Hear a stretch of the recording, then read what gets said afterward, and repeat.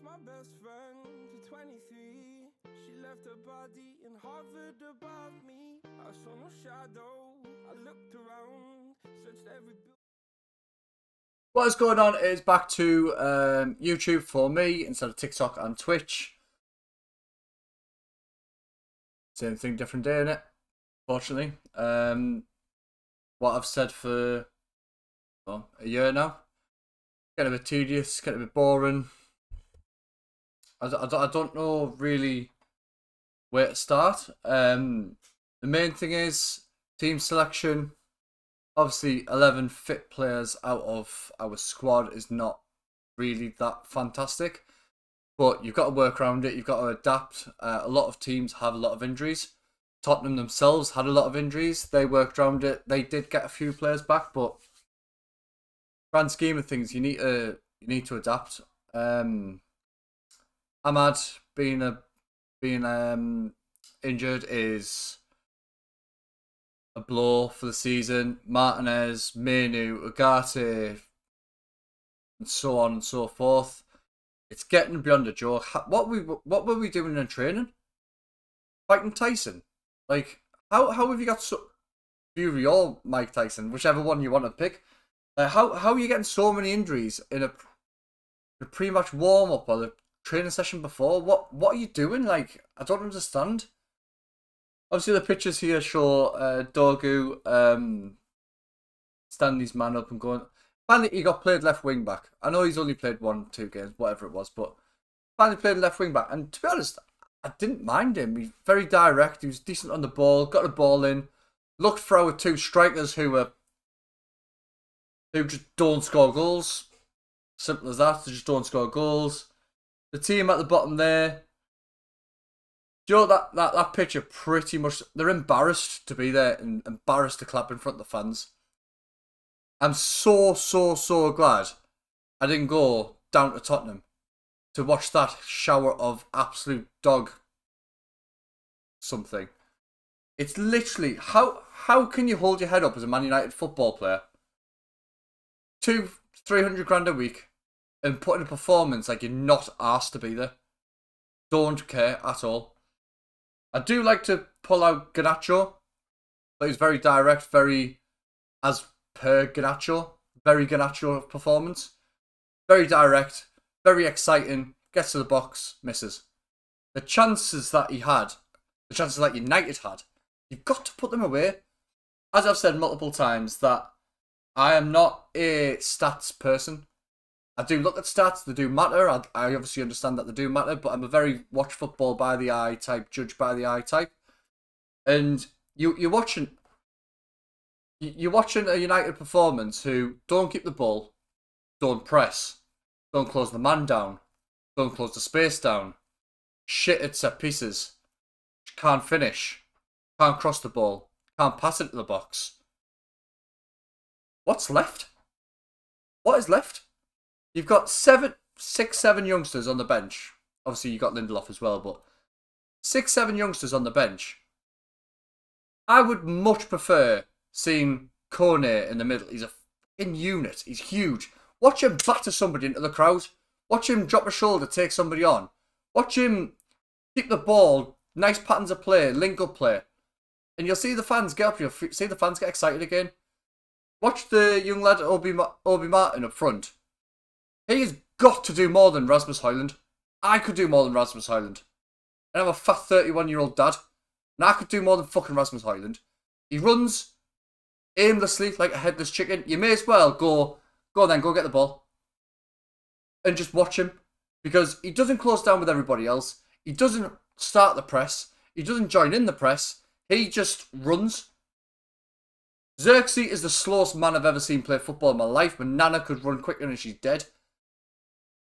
And literally, there's so much space in midfield through the lines. Like, there was one about 25, 30, just after they scored.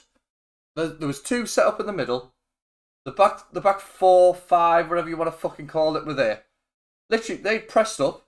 So there was Bruno, Højlund, and Xerxes all pressed through. One pass to the centre half, one pass into the striker, not the centre midfielder, one pass into the striker.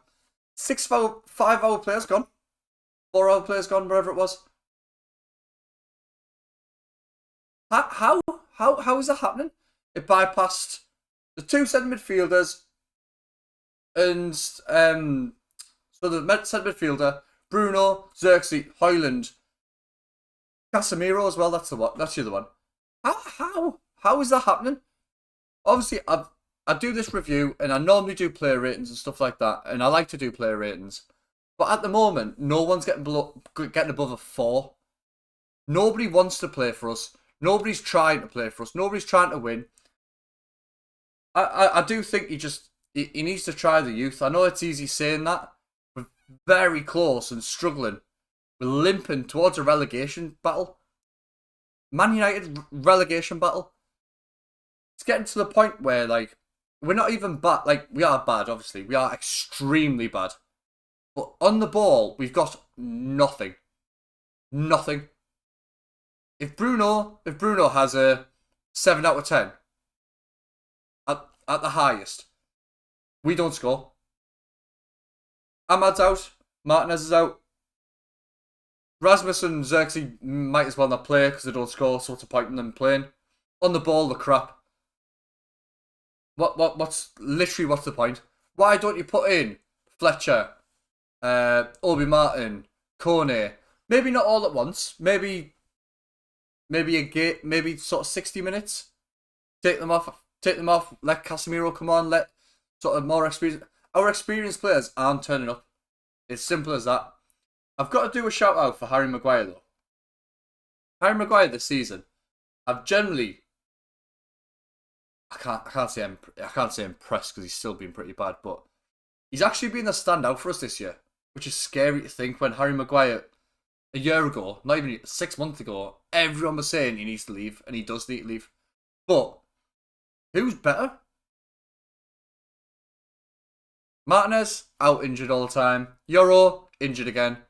I do like De Ligt, I've got to admit, I do like De Ligt. He is very powerful, very steady, very reliable, good in the air, a threat of set pieces.